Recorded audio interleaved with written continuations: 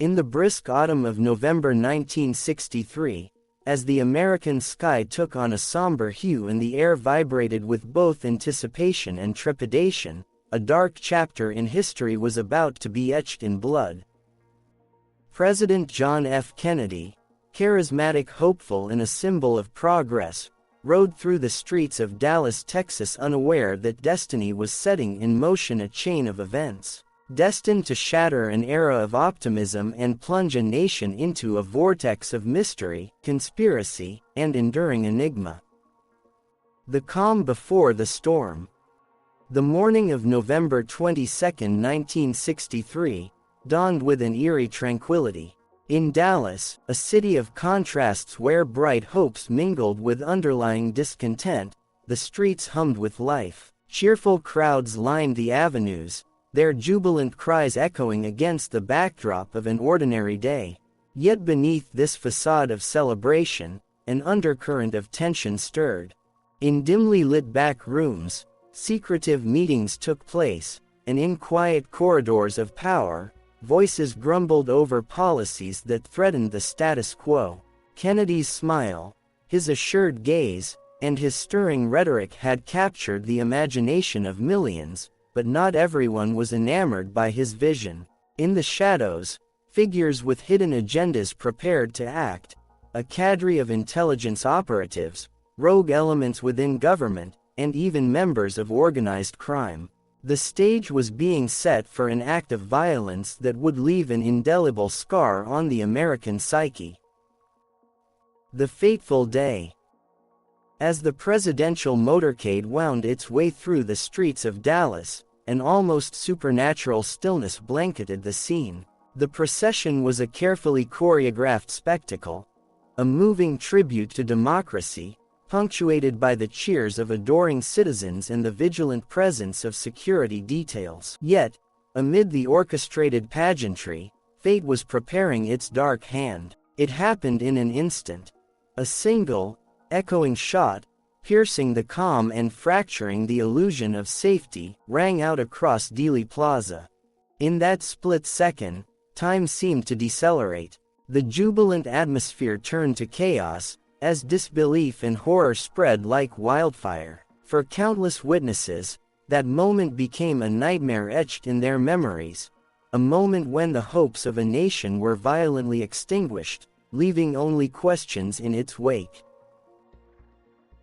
The web of conspiracy.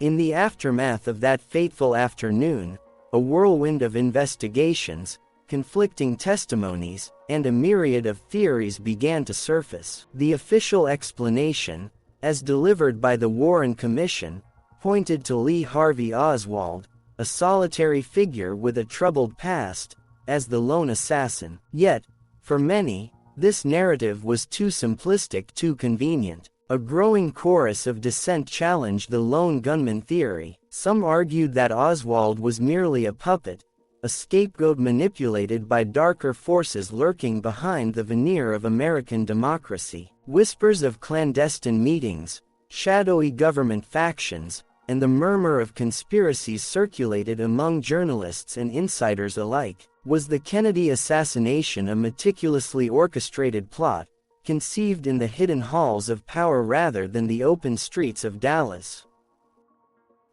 The veiled players.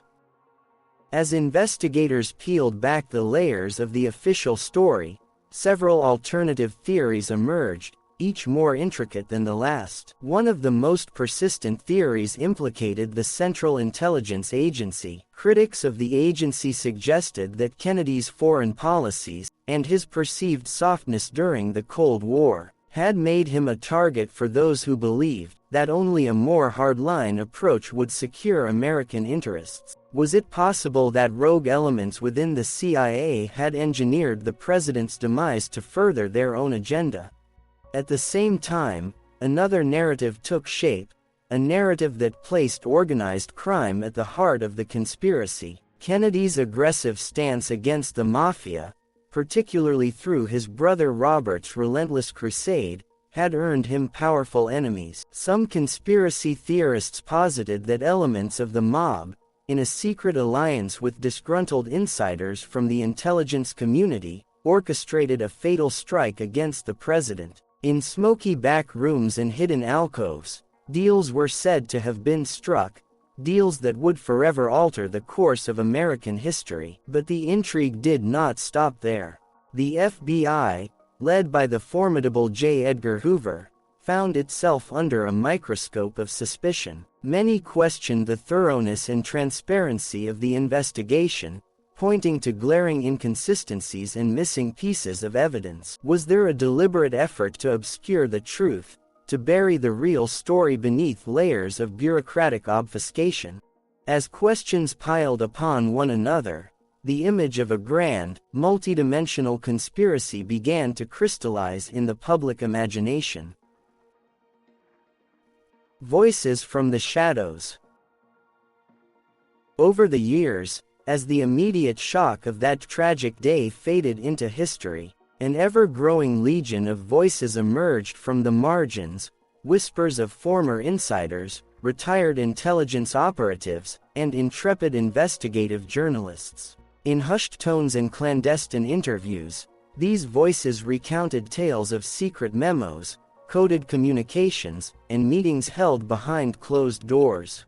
They spoke of a shadow government, a cabal of powerful individuals, politicians, military officials, and corporate magnates, whose interests lay far beyond the welfare of the public.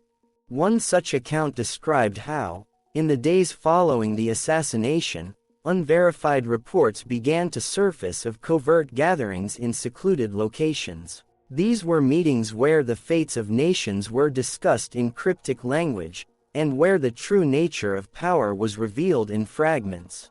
According to this narrative, the assassination was not the act of a lone madman, but rather the final move in a high-stakes chess game, a move that had been planned and executed by those who lived in the shadows of legitimacy.